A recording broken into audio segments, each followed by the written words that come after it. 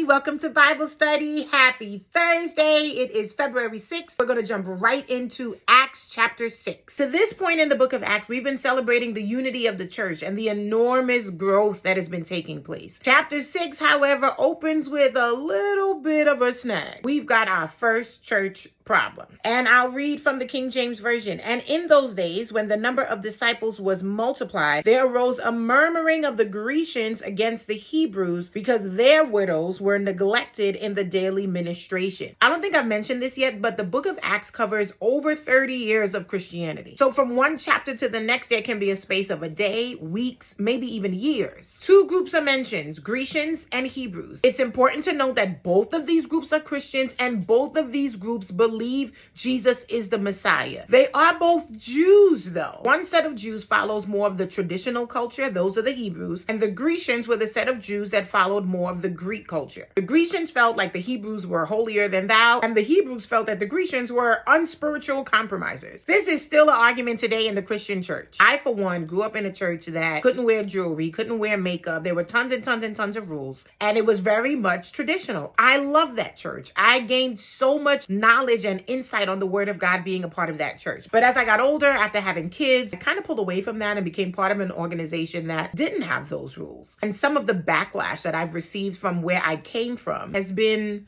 hurtful, to say the least, because I still love God with every fiber of my being, but because I wear earrings or I have colors on my nails, some of them think that I am on my way to hell, which isn't the case. But my personal choice has been to block out the negativity, continue following Jesus, and to continue being a doer of the work, regardless of the negativity I may hear. Now, the widows in either of these groups felt like they weren't being treated equally for whatever reason, and the apostles decided, you know what, we need to appoint deacons. And in verse 2, then the 12 called the multitude of the disciples unto them and said, it is not reason that we should leave the word of God and serve tables. It's important to point out here that the use of this phrase, serving tables, has to do with money. This is not about serving people plates of food. It was the money table where finances were allocated, distributed. Remember, everyone had sold everything or was selling everything, bringing it to the apostles and making sure that the needs of all were met. So the apostles were not saying we are too good to serve. They were saying we want to take our focus off of that. Let's assign that task to someone else and let us continue and be focused more on our original assignment from God, which was to preach and teach. By the time we get to verse 5, 7 men are chosen: Stephen, Philip, Prochorus, Nancor, Timon, Parmenas, and Nicholas. The 12 apostles laid hands on them and appointed them the task of the widows, among many other tasks. This is a lesson to many of us who God is giving us an assignment of leadership. It is difficult for us to release and delegate certain tasks. We are under the impression that we do it the best. And listen, you might very well do it the best, but that does not mean that there isn't someone that you can relieve yourself of something smaller, of something lighter, so that you can focus on something bigger. And as we do things well, our ministries are bound to grow. And as your ministry is growing, you are not able to touch every single person. These widows lacked that personal touch, and they blamed it on the fact that they were one sect of Christian versus another. That wasn't the truth. After the apostles laid hands on these 7 deacons, verse 7 says, and the word of God increased, and the number of the disciples multiplied in Jerusalem greatly, and a great company of priests were obedient to the faith. The problem arose,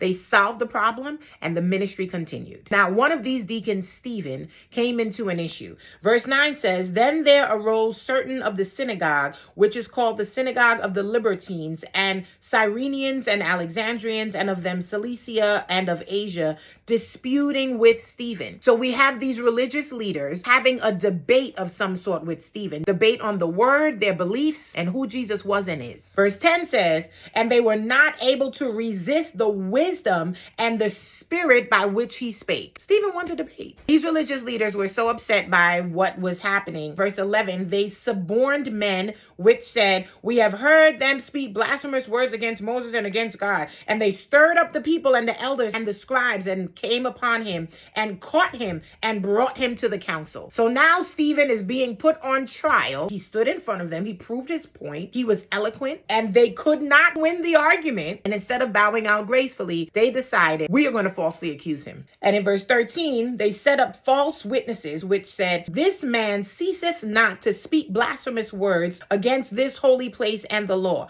For we have heard him say that Jesus of Nazareth shall destroy this place and shall change the customs which Moses delivered us. Now we all know Stephen wasn't doing all of that. They were lying on him intentionally because they couldn't win the argument. Verse 15, the last verse of this chapter, and all that sat in the council looking steadfastly on him saw his face, and it had been the face of an angel. That face of an angel represents a peace that overshadowed Stephen. Imagine being on trial and being lied on. Stephen didn't lose his cool. Stephen didn't appear to be worried, concerned, or anything. He knew that his life was in God's hands and he trusted God no matter what. And that is a big takeaway for this chapter. I'm reminded of Isaiah chapter 26 verse 3, which says that he will keep us in perfect peace, whose mind is stayed on him. When we trust in God wholeheartedly, regardless of the pressures and circumstances of negativity, regardless of what the haters are saying around us, when all hell is breaking loose, trust